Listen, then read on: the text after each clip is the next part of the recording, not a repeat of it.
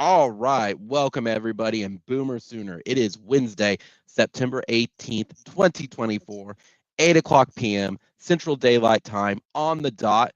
And I want to appreciate everybody for coming back from last night for joining us for our second live stream back to back this week. As a reminder, I was out sick, so we are going double duty this week. So, Gavin, Andrew, welcome back on the live stream.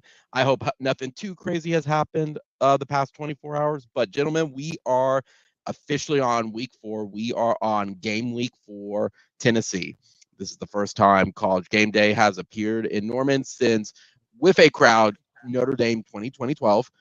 They were on campus in 2020. However, due to the pandemic, the crowd wasn't there. So it's like it really doesn't count.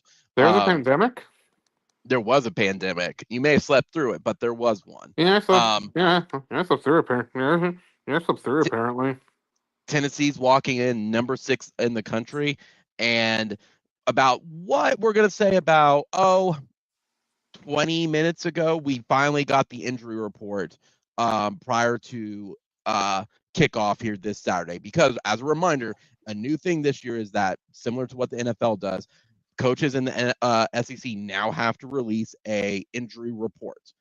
But before we get to that, Gavin, Tennessee is this Saturday. We are little over or a little under 3 days at this point. Where are you at right now on Tennessee? Percentage wise, that OU has a chance to beat Tennessee. Where are you at? I would probably say I would give us maybe about 30%, 35% at this point. One thing what is your reasoning for 35%? The reason why is because I can have a lot of trust with like the defense holding on to it, but the offense I've been really having a hard time really getting behind. Even though we've had two, the average games or anything, they have to go lights out. And from a consistency standpoint, I just haven't been getting myself hype enough to where, it's like, oh, I know we can beat Tennessee or beating Texas or further down the road. I just having a hard time dealing with the consistency with this team. That's been the biggest problem for me. Sure. Andrew, how are you feeling right now? A little under 3 days. Where is your percentage at right now? What is your key area that justifies your reasoning, whether it's a really high number or a really, really low number? I'm at 100%. Clay Travis guaranteed Tennessee would win, and he's always wrong. So, I mean, realistically, I'm probably like 40%. I think there are some things we haven't seen with the offense yet. I think we did start to gel a little bit more against Tulane, and it's I mean, there'll be there'll be some things we won't see. Plus, I think plus I'm also very much of the opinion Tennessee has some bad karma from last week because of how badly they spanked Kent State. It's not that they spanked Kent State. It's that in the first quarter they did an onside kick against Kent State. You think that's going to circle back around to them? I mean, it's number one. It's Kent State, and you decide, okay, now we're gonna practice our onside kick in real time. It's like, yeah, I mean, it's like it's one thing when you do it to an FCS team, but like, yeah, no, I don't know. I don't know. I feel like that's bad karma, and I mean, weird things happen. We'll see. I do think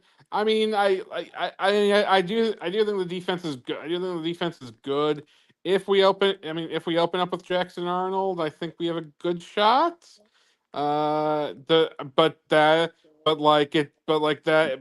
mean, kind of like Tennessee in the was it 2016 or 17 or when 16 I think or 15, whenever we were in Tennessee. I mean, it's gonna. I mean, a lot of it's gonna. I mean, it's gonna have to come down. I think our defense is gonna be fine, but I think a lot of it's gonna come down to is Jackson Arnold going. Jackson Arnold's gonna have to make some plays. He's a young QB. I hope he has it in him. We'll see. My percentage was pretty much based on where we were at with the injury report, because my heart is always going to say OU's going to win by a bajillion points regardless of the difficulty. My mind, however, was going where we currently at. Right now, to me, it feels very much 2012 Notre Dame, 2016 Ohio State. And for all we know, it could be exactly that, where we just trade off the series. They beat us here, we beat them in their house. I can see that. Yeah, it's not. I felt a little bit too that this is a little bit like 2009's offense, where the stars will align next year, but for this year, they're going to be struggling a whole lot. What it comes down to for me is I wanted to see what the injury report looked like before I gave even my percentage. I think that based on the injury report, I kind of had a tier of, all right, we're in this game until third quarter, under 7 minutes. Whoever is in the lead at that point is going to win the game. If depending on what key guys were playing, which key guys were out, which key guys were probable, etc. It went to that to, okay, Tennessee will beat us, to how badly they would beat us. I would give myself right now, based on all the factors and all the stuff we know at the current moment, I'm going to say 45%. My mind is still saying this is still Tennessee's games to lose because they are still gelling on offense and they have less questions than we do. Yeah. But based on, again, I know I've said it multiple times already, based on the injury report that was released, I feel a lot more confident going into Saturday versus if a lot of those guys were out or on different positions at this point. Have either of you seen the injury report that was released? I've just been looking over it just a little bit. I have I mean, I have not because I've been playing. I have not because I've been playing Space Marine. Yeah.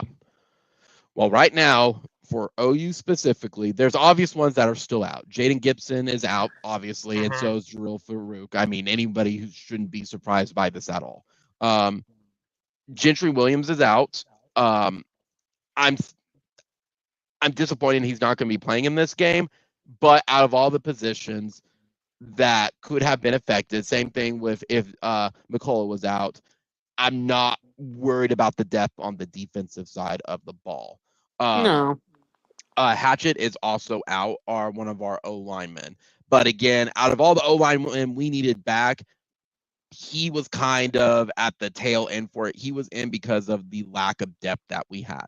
Now, what that means is, again, out 0%. You're not going to be playing in the game. Doubtful means about 25% chance that they could be good to go. McCullough is at 25%. Again, as Sean mentioned last night, when somebody in the chat asked about if McCullough was going to play, it's not a bad thing if he's not playing. The talent in front of him is much better than he is. Using the example of like a running back, and then, if he's out, well, who's in front of him? Adrian Peterson. It's kind of that situation. So him being out is not a do or die situation for us. Then we move on to 50%. Cade McIntyre, our tight end. Branson Hickman, he is at 50%. If we can get him back, that is needed to our much needed depth on the O line. Brandon Hickman, it would be great to have. And Jake Taylor is also questionable. Again, Jake Taylor got injured during the Houston game, and he's always been out throughout his career, been struggling with some injuries. But if we could get both of them back, that starts holding up the offensive line a whole lot. Where the positive news comes from is the 75% of probable. Number one, as everyone's been wondering, is Nick Anderson. Right now, he is 75%, and I would go as far to say, let's assume he's playing. I think that's very fair to say. Unless there's disaster, I think they've held him out all 3 weeks to get him ready to go for this game. He's got to play this game to give us any type of chance at this point. If he doesn't play, then my percentages would even change down from like 45%, even lower. It gives Deion Burks a little bit of breathing room and lets some of our other guys and other routes start taking effect. And it gives us the deep ball vertical threat at that point. In addition to Nick Anderson, Andrew Anthony is probable, but I'll believe it when I see it at this point. Like, he's been ready to go for a while, but he just hasn't been on the field. Are they still holding him out like Nick Anderson? Who knows? But if we could get him to give it a go, that opens up even more possibilities for us at this point. Kendall Dolby, again, out of protocol with it, is probable, most likely 100% at this point. Again, they have like a concussion protocol just to make sure he was ready to go. He wasn't too banged up, and I think he's good. Definitely needed for the defense. Last week, he could have been a much needed tool against Tulane. This week, I think it just helps with our depth on the defense. But the one that I think that is underrated, that a lot of people aren't paying attention to, is Troy Everett. He is at probable, meaning 75%. I hope he can give it a go. It's that's the theme I'm getting from everybody, is they're going to give it a go and see what happens. Troy Everett getting back gives us much needed O-lineman depth, as well as our center depth as well. So I think that would take some of the stress off from Jackson Arnold. To me, that's where I'm at of 45%, because if we get those key guys and they're playing even 80%, it changes the tone of this entire game. It gives Jackson Arnold breathing room to run. It gives him breathing room to make his reads. It gives us a vertical passing game, something that they just don't have film on. I think that's kind of where we're at. I'm not full confident yet of saying it's a 50-50 game, but I have a lot more. I feel much better than I did yesterday. I'll put it that way. Gavin, looking at the injury list, is there things that you see that should be that hasn't been mentioned yet, or anything that's the highlight from it? I mean, you kind of hit the key points for the most part. I will say though, like it's like with Jaden Gibson, I've always been struggling with him and everything, because it's like, ever since last year, he just hasn't been able to get really healthy and everything, which has been the biggest thorn on the side for the most part. Yeah, and he's out for And the year though, so yeah, which that's kind of the biggest, bummer throughout all of this.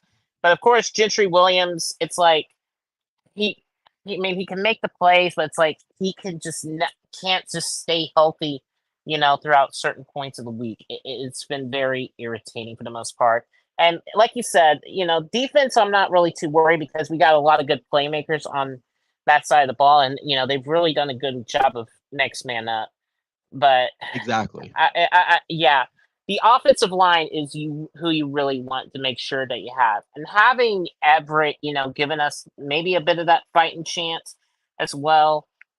Along with hopefully Jake Taylor coming in, and also along with Hitman. It kind of helps out the depth in that sort of sense a little bit, to where you kind of getting your some of your, not all of it, but like you're kind of rebuilding that offensive line to where where you should be, and not having to go third, fourth string down and everything, to where you're not really having anybody at all at this point. So Exactly. I'm kind of glad to see it's on this uphill trend, but I'm still very cautious and everything, because yeah, I know they're non-conference games, and it doesn't really count as much.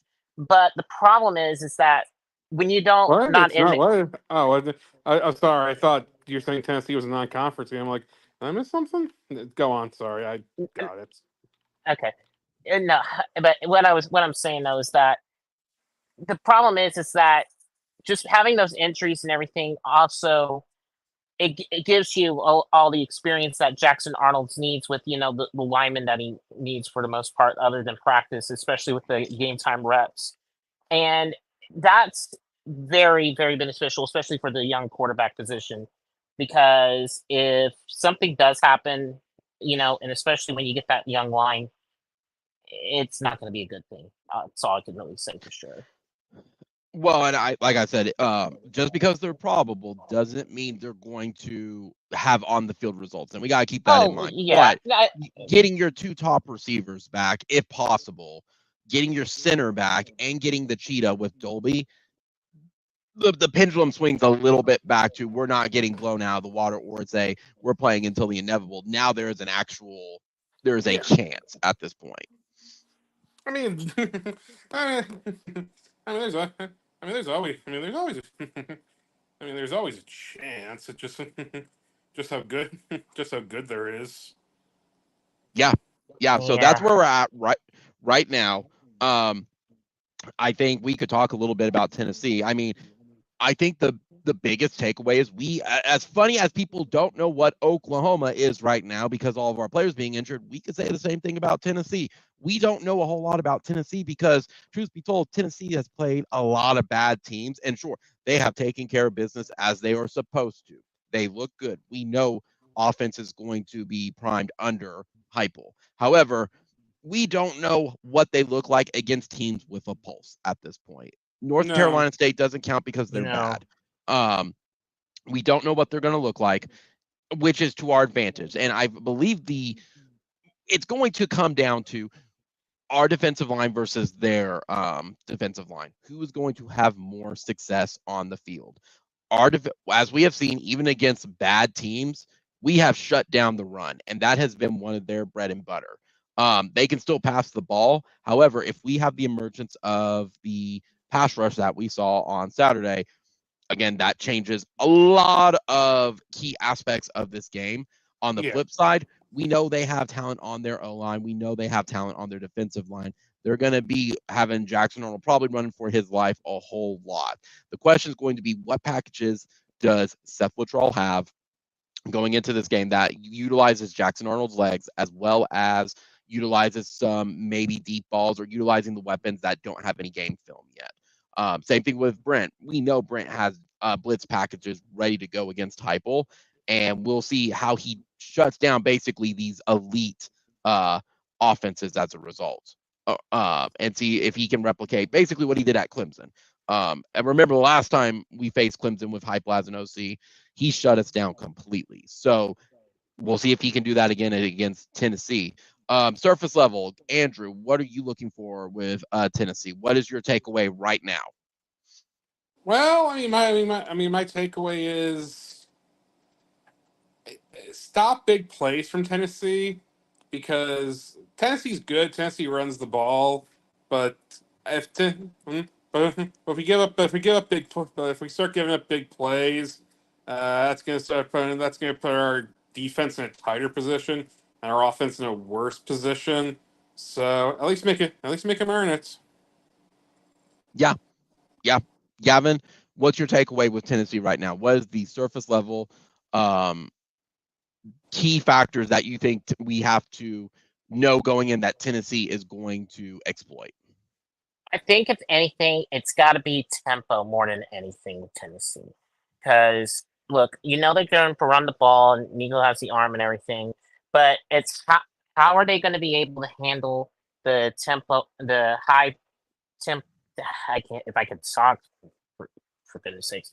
The high tempo offense usually because everything always has been speed, speed, speed, speed. Moving like at NASCAR level. And it's like, can our defense really adjust to being in that sort of fast pace? That's going to be the biggest key for that I want to be able to see, because it's like we've been doing good when they're still trying to get play calls and stuff like that, but if we're not aligned properly, they're gonna run all over us. Correct.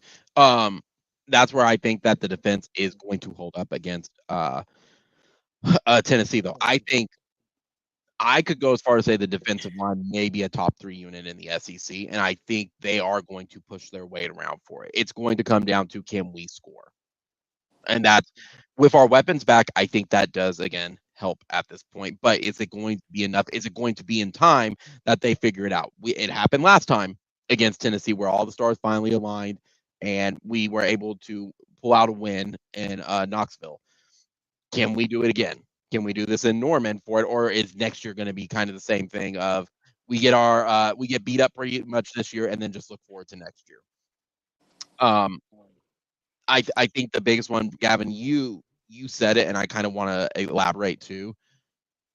I think OU has to come out with some new packages. I don't know if they want to do too much up tempo though, because it seems like one of our biggest kryptonites this year has been 3 and outs, where we just basically give the ball right back too quickly, and I don't think that gives our defense enough time to rest, and I don't think we have enough talent on that side of the ball, depending on who is available and stuff at this point as well, and who has the hot hand to do nearly as much that even I would want to. I think we haven't had any like running back screens and everything in quite some time. I think we are going to be a little limited in the playbook and everything at this point.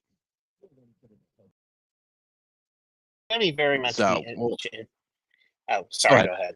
No, you go ahead.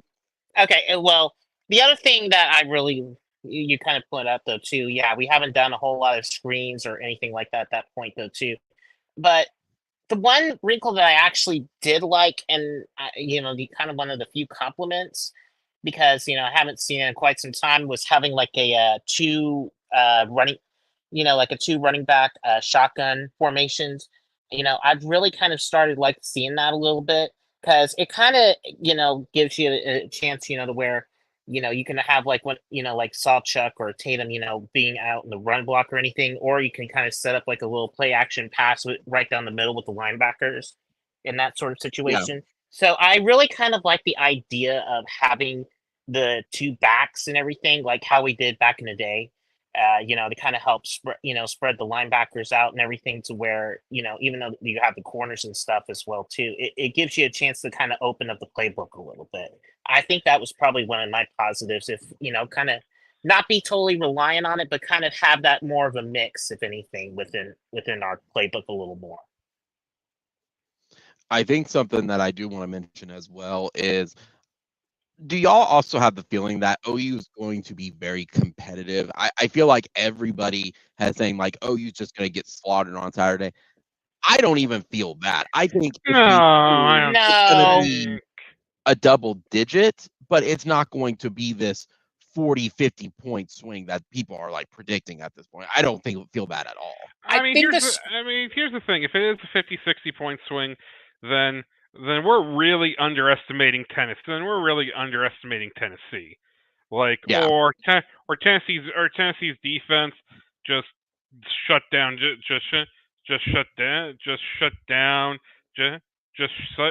I can't talk. Just shut down Jackson Arnold. Which, yeah, I mean, that's possible. I'm not saying it's I'm not saying it's gonna happen. I'm just saying that I'm just saying that that's a situation that could have that. I mean, that's the only way I see it being like a 40-50 point swing. I could see it going to. I'll admit, I could see it maybe going to like 3 touchdowns in the fourth quarter if things just kind of go wrong. But even that, I'm kind of like, with this defense, that's gonna be that's gonna be hard for them to get to, unless they're hitting the home run ball the whole time. Correct. And we know there's going to be deep vertical passes. That's Heupel's bread and butter. That is going to happen. I just feel like people kept saying it, and if OU loses, unless it's just a complete meltdown, I think they lose respectfully. It's going to be maybe 2 touchdowns. It'll be double digits, but I'm not expecting a rout. That I'm not expecting. Gavin, are you feeling the same way as well? That what is your expectation of, if OU wins, how much are they going to win by? If they lose, how much do we take away as a win of, well, we only lost by this, so it's pretty respectable based on the talent level and the roster we have? If I somehow figure out that we somehow wins, I would probably imagine it being only by single digits, if anything, by at least 5 points or so, 5 or 6 points.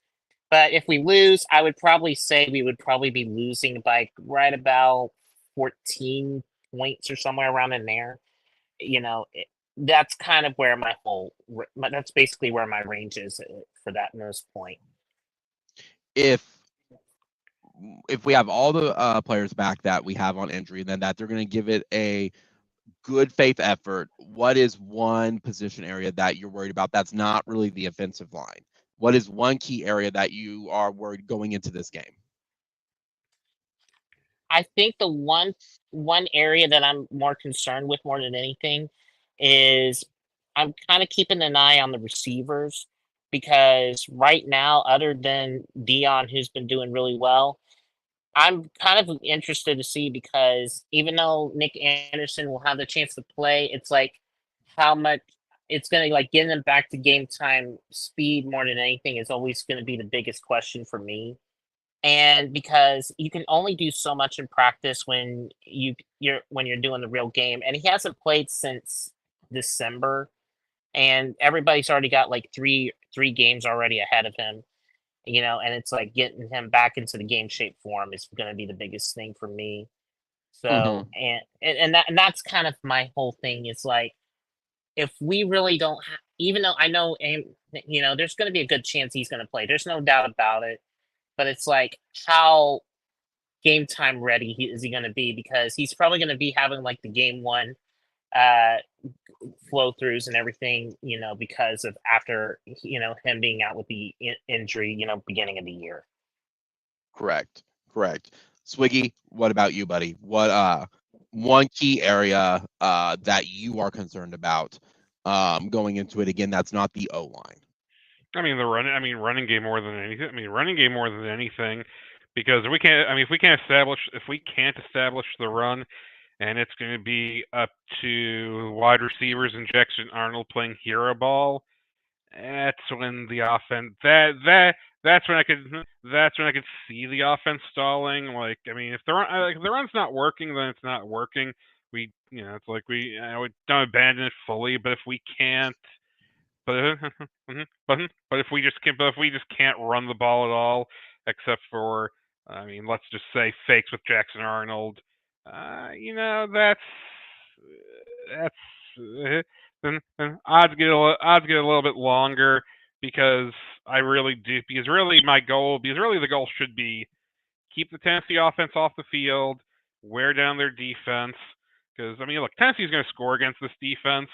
Yeah. It's too big. I mean, look, I think OU has a really good defense. I think Tennessee has a really good offense. They're going to do what they're going to do. The defense is going to make some plays. Tennessee's offense is going to make some plays. What this game comes down to is, can we have long, sustained drives and keep Tennessee's offense off the field? Because if Yeah. we can, I mean, I put our odds at like I put our odds at like like, if you're telling me we win the time position by a healthy margin, I'd be saying, 65% chance we win. So Yeah, because I could easily see OU pulling a page out of some of the other teams' book and just sitting on the ball and just not giving uh Nico that chance to go off at that point. And I think that's a very valid strategy too. As much as annoying as it is, it does make up for some of the key deficiencies we have on the offensive side of the ball at that point. But that also relies that each play you got to make your plays at that point. You can't assume that the play that you're going to get the ball back and have those chances at that point. yeah. So it's going to be a wild game. I fully expect the crowd to show up. It's the largest home game that's been in Norman in quite some time. I would go as far back and say, what, Ohio State in 2016 was like the largest one, and then even before that, what, Yeah, Ohio, yeah, Texas Tech 2008. yeah, I'd say, I'm trying to remember any bigger games at home. I mean, it's not that we don't play big games at home. It's just, I mean, that's it. I mean, Bedlam's always Bedlam, but we haven't had any big Bedlam moments at home. We haven't had any like meaningful Bedlam games at home the last couple of years, other than Pride. So, Yeah. but yeah, I mean, it would, definitely Ohio State, and I could, I could see, I could just see us being a year off, because, like I said before, I expect improvement in Brent's third year. I'm not expecting like national championship or playoff berth, but I'm expecting solid growth that takes you into year 4. Just because unfortunately, growth is not linear all the time. So I wish it was, but Yeah. Like I said, it's crowd's going to be wild. If they win, it's going to probably go down in one of the top 3 potential home games of recent memory that OU's had, up there with OU Nebraska 2000, and OU Texas Tech 2008. I think the one thing that's been annoying me a lot too is how much Tennessee is really downplaying us. Like, oh, they're just some generic top 15 team. Like, we'll roll. I'm like, dudes, like, we're walking in with some talent. Like, the cockiness is and Tennessee has way too much swagger for a team that's never made the playoffs. I mean, don't get me wrong. Heupel's been doing a lot better at Tennessee, and considering how bad Tennessee has been in like the last 10, 15 years, but yeah, you guys are talking. Yeah, Tennessee's talking way too much for a team that we still don't know if they're great, and that's always the problem with these preseason games. That's always the problem. That's always the problem with the first month of the season. Yeah. If you don't play anyone, I understand not playing anyone because you want tune up, and that's fine. I get it, but I don't know exactly. I don't know exactly how good Tennessee is going to be against the defense. And hey, that could be. And hey, they could roll us off the field. I don't think they will, but you know, I mean, I'm tired. But you know, I mean, if they do, I mean, you know, but it's possible. But at the same time, anything's possible. And if they are, hey, congratulations to them. I think they're honestly, them beating us is a more impressive win than Texas beating Michigan. But oh well, yeah, you have to have a team to beat it. I mean, Texas took care of business. Don't get me wrong, but I would agree with you that Tennessee, if they did, is more impressive because we have better skill position guys than Michigan does at this current point in time. So I agree with you. I think they're talking a lot of shit they're up in their feels and stuff too. Like they're doubting themselves if they can go on the road and beat a team and stuff as well. Because again, if they do, I think it's going to be much closer than what they expect, and I don't even think the game's going to be decided until the third quarter. If we're down 14 in the third quarter under 7, that's where I'm going to go, yeah, I think the game's starting to get away from us, but I don't feel that way. No. And OU has traditionally played a lot better when the other team is this cocky going into Norman. If this was on the road, this would be a little bit different. I'll say this too. If this was Georgia coming in being so cocky, I'd actually be scared. I'd actually be scared because it's like, yeah, Georgia is like, or Bama. Both teams are great, and you know what? If you and like, hey, personally, I want swag. You should have some swagger going into an opposing team, but but there's also a point where you feel too much swagger for what you've accomplished. Like, and like I said, Tennessee can still do it. I'm not. This is not me saying, oh, Tennessee some horrible farce. Tennessee some horrible farm. No, no. I mean, wait a minute. You're telling me I can't get the can of corn in the jar from Tennessee? No, you can't. You can't. Look. I'll say this about Tennessee. If they do it and they back it up, fantastic for them. Fantastic for them. They deserve it. Mm-hmm. They deserve to be talked about as a very legitimate SEC, as a very legitimate contender for SEC champ. Maybe that might be giving us too much credit, but OU's not an easy place to win. And I think as much as people like to forget, we did beat Texas last year, guys. We like if they had actually called pass interference and let Drake Stoops pass, but whatever. But whatever, can't do whatever. We really weren't. Things were have been a lot worse for us last year if that happened anyway.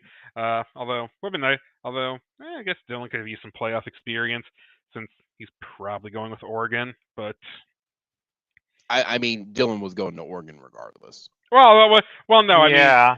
I mean, I don't mean Dylan going to Oregon. I mean, it would have been nice for him to get some experience, just because I think Oregon's going to make the playoff this year. Gotcha. I will say, man, that's what I mean. That's what I mean. Because Dylan was leaving, and he should have left. I mean, he should have left. No offense to Dylan. I think Dylan's a very fine quarterback on on OU and even Oregon. He's gonna win you some games, and he'll give Ohio State a run for their money. I don't know if he'll win that, but he is good. But we weren't sitting Jackson around another year, nor should we. So it's what it is. So, Gavin, I'm going to give you a trivia question. Okay. So these were the last 6 times OU were underdogs at home. Okay. I want you to see, starting from now and working backwards, I want to see which teams you get and see how close you are to what the actual spread was. So starting from 2024, right now, going backwards, you're in order. What was the first team, most recent team we've been dogs to at home? Been the underdog since at home. The last time we were underdogs at home, yes. Okay. One of the few times I can remember was I'm thinking only from the big game. I know. The most recent. I think I know what I think I know what this is, but I'm gonna let you go first. I'm gonna let you go first.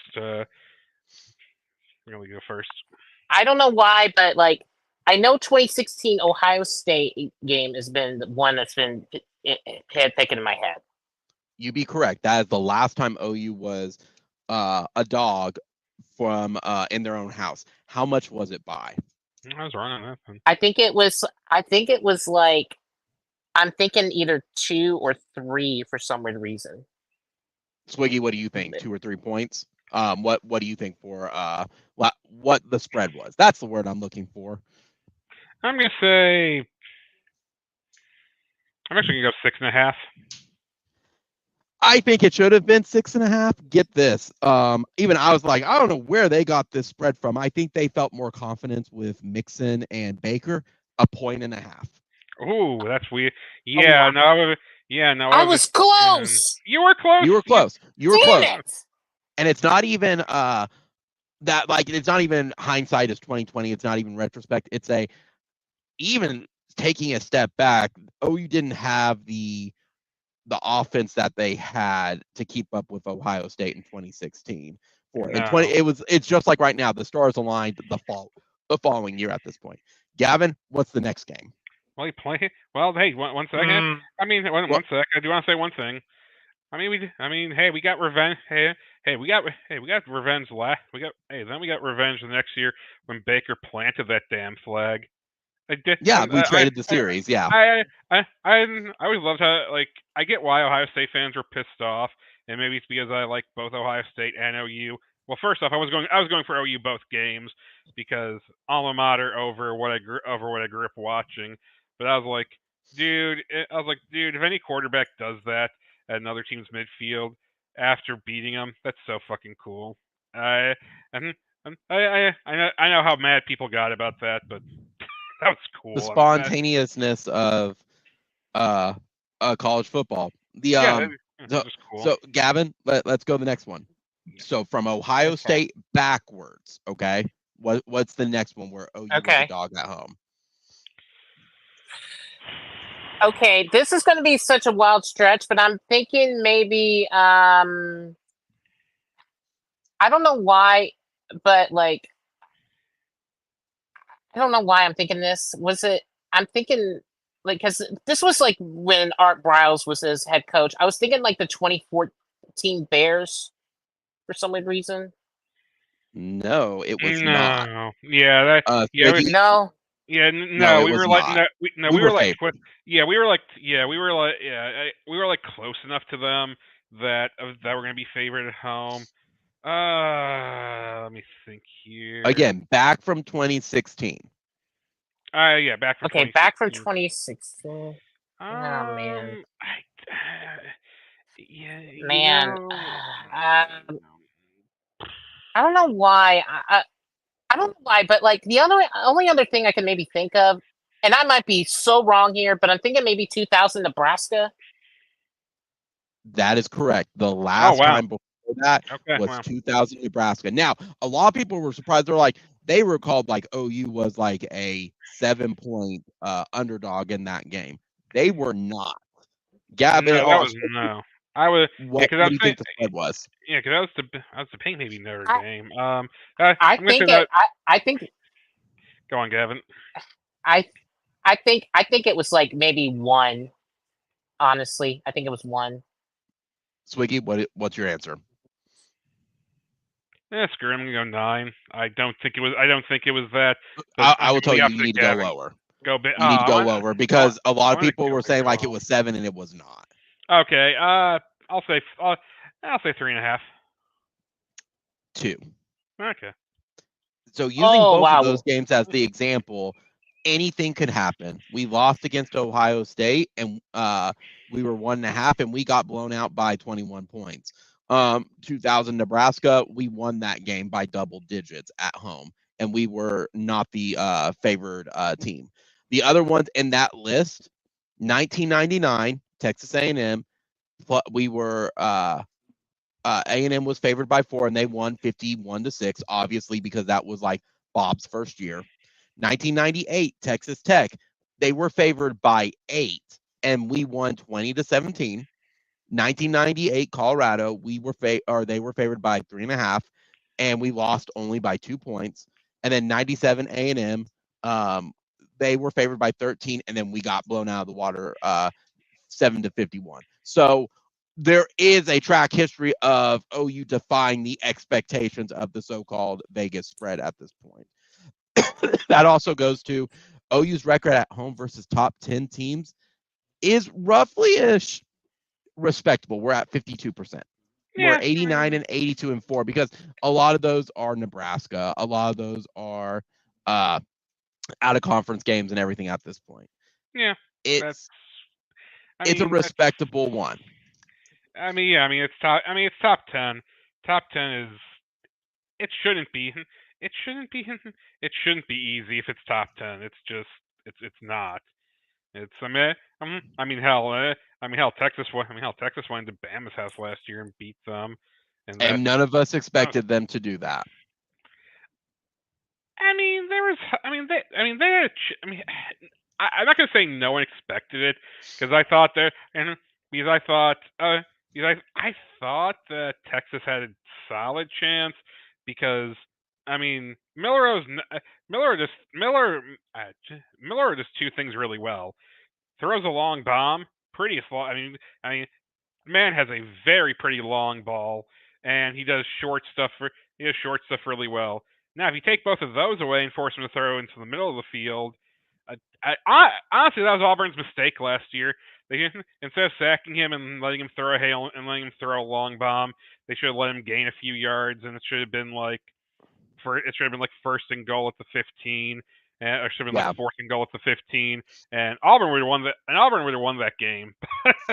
Yeah, but unfortunately, yeah. But yeah. But I mean, so they always had a shot. They always had a shot. But yeah, I mean, that's why I'm like, Tennessee winning, they should be favored, but I think it's not guaranteed. I feel like there's too much weight being put to Tennessee, and I'm trying to pull back from. Okay, if I wasn't an OU fan, if I was, let's say, an Oklahoma State fan, if I was, let's say it was Tennessee going into Oklahoma State, I wouldn't say Oklahoma State had no shot against Tennessee, and I don't think we have no shot against Tennessee. So we'll because see. it's any given day. Yeah. It's any given day. Anything is possible, whether people want to believe that or not. I do think, regardless of the game outcome, we're going to know what both teams are at this point. And I think OU definitely is a little more set because of that Tulane game. I think Tulane is a lot better than people are giving them credit for. And I think that they are a little more prepared versus Tennessee, whose best game was North Carolina State and Kent State at this point.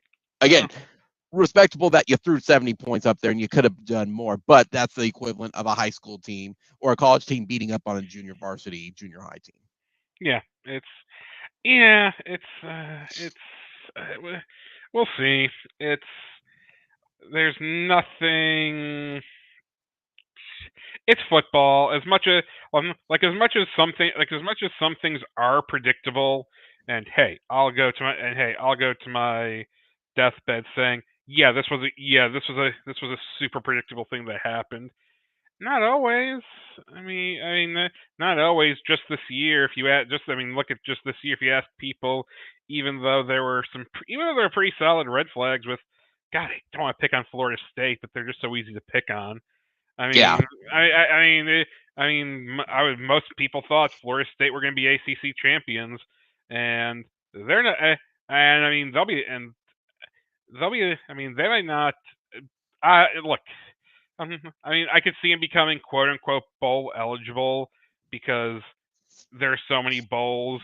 We sometimes take teams with 5 wins, but they're not going to be. Regular bowl eligible, or at least in the way they should, or at least if back when bowls meant something.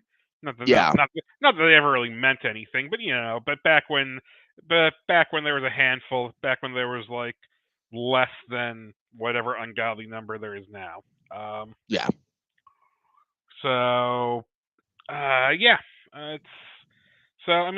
Any given Saturday, any given anything, things can happen. It's not impossible. Nothing's impossible. It's correct.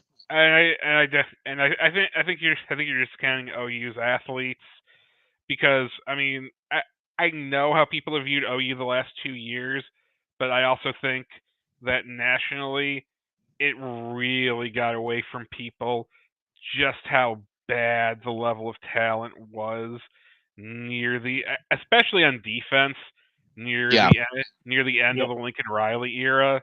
We talked stuff up, but it was bad. It was just really bad. Grinch wasn't good on defense. We'll see. We'll see. I don't think USC's. Honestly, USC versus Michigan this weekend really interests me, just because I don't think LSU is that good, but USC's defense also didn't blow the game against them. However, I just want to see. I just want to see how they do against Michigan. Even though I don't think Michigan's good, it'll give me at least a better sense where it's if Michigan's offense is starting to beat you guys up, you haven't fixed anything. Yeah, and we can jump a little bit and talk about some Week 4 stuff with it, because there are some big games up on Week 4. USC Michigan is going to be one of them, directly before our game on CBS. It's going to be USC needs to blow out Michigan. If you can. If you care, that realistically needs to happen. They should blow out Michigan, and that's my thing. I think, I have USC winning that game, but I don't care how much about USC winning that game. I don't think they're going to beat Ohio State. I even think they're probably behind Penn State. I want to see how their offense. I want to see what their defense can do against Michigan, and because here's the thing. If they hold Michigan's offense the same way Texas did, great. I might start believing more in that defense. Not fully, because it's a Lincoln Riley defense, but I'm at least at the point where this isn't as bad as it was last year, where anyone could score on them. If they have issues with Michigan's offense, which that's gonna be bad. That's gonna be bad. Start having flashbacks there, guys. Yeah. In addition to USC and Michigan, because I think if USC just obliterates Michigan, they're out of the top 25 at that point. We also got, looking at obviously our game against Tennessee, we have Utah versus Oklahoma State. Boy, that game is going to be big, and it's not at the same time, because we know what Oklahoma State is already. It's going to be the Ollie Gordon show, and make him run the ball 70 times a game because Alan Bowman can't throw the ball.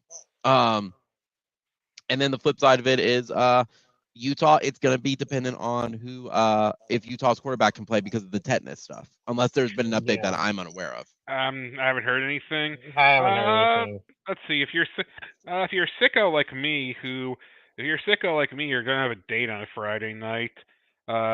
Illinois, Nebraska is a sneaky, decent Big Ten Friday matchup.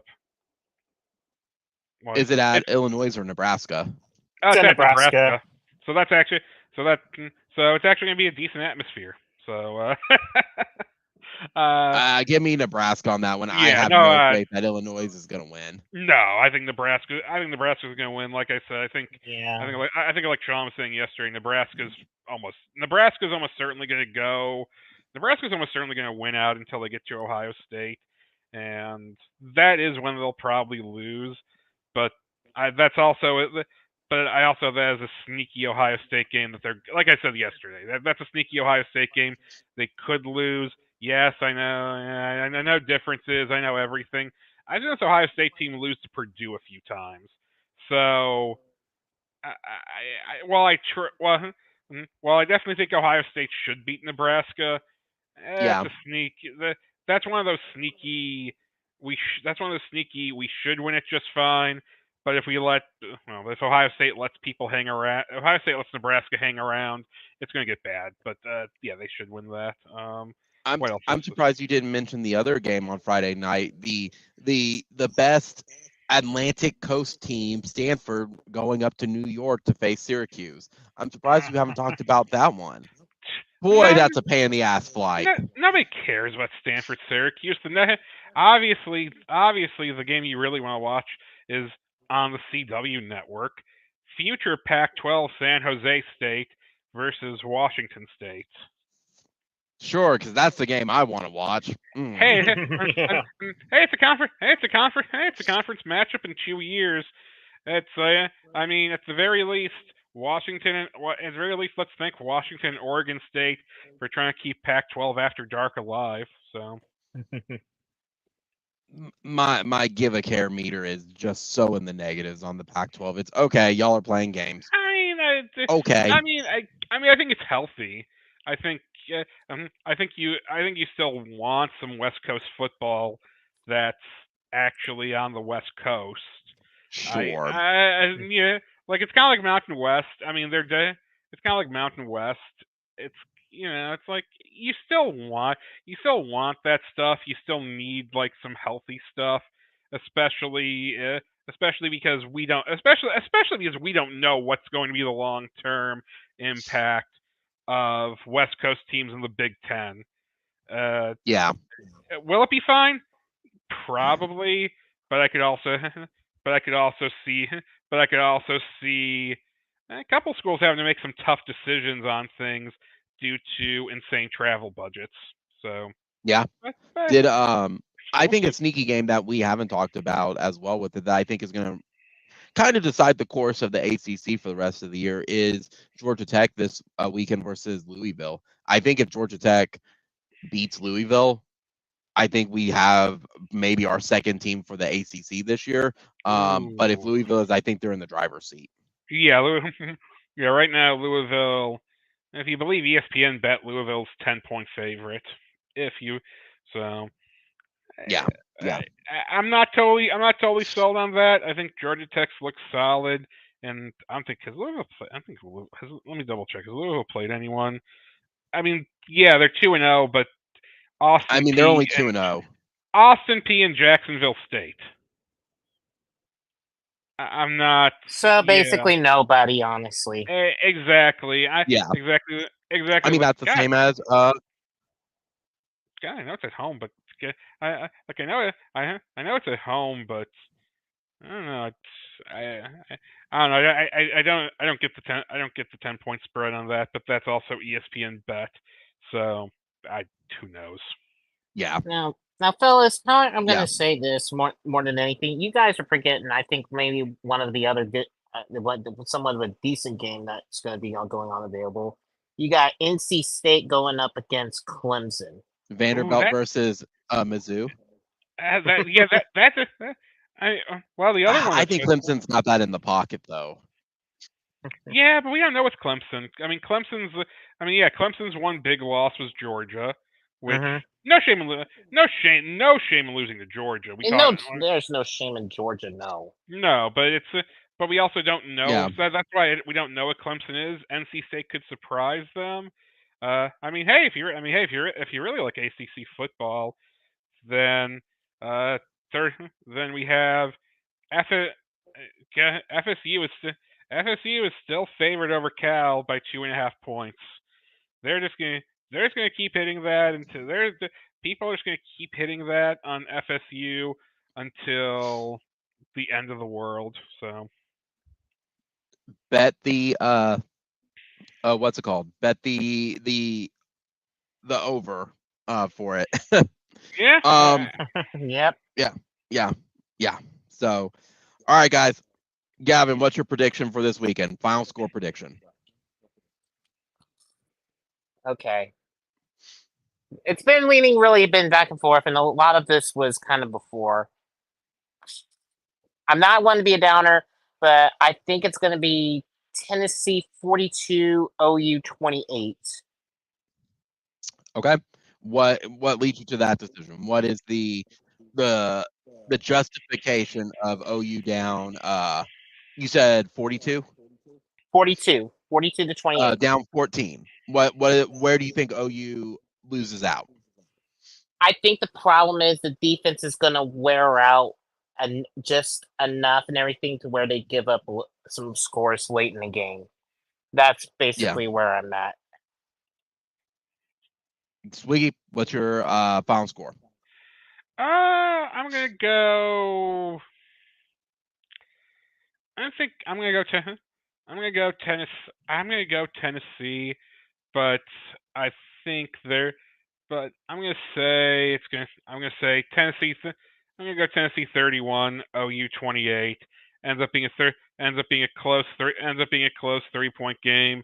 We just lose, and just because I want to talk about, and just because I want to say one thing, as an extra special lock of the week, BYU is going to take down number 13 Kansas in Provo in a night game there. Count it. All right. Well, we'll circle back around to that. Okay. We'll circle back around to it. I have Tennessee winning. I'm going to say 24-21. I think what's going to happen is it's going to be a very close game. I'm siding more with Swiggy on this one, but I think what determines the outcome of the game, it's going to be a turnover or a missed field goal. I think that's what's going to happen. Is there's going to be a time where Meth Latrell makes a mistake of instead of going for the touchdown, he takes the field goal, and that will come back to bite him. But anything can happen, gentlemen. Anything can happen any given day. So, guys, that's all we got for tonight.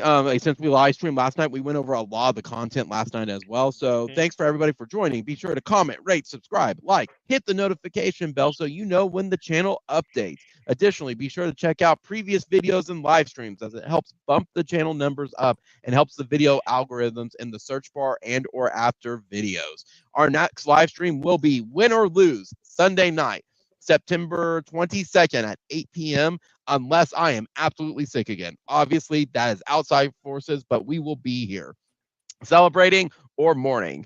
As a reminder, we hold post-game videos either on the occasional Sunday or Monday and our game previews on Wednesday or Thursday. So be sure to check the calendar. And again, spread the word about the channel. More people who subscribe, the larger the audience will be.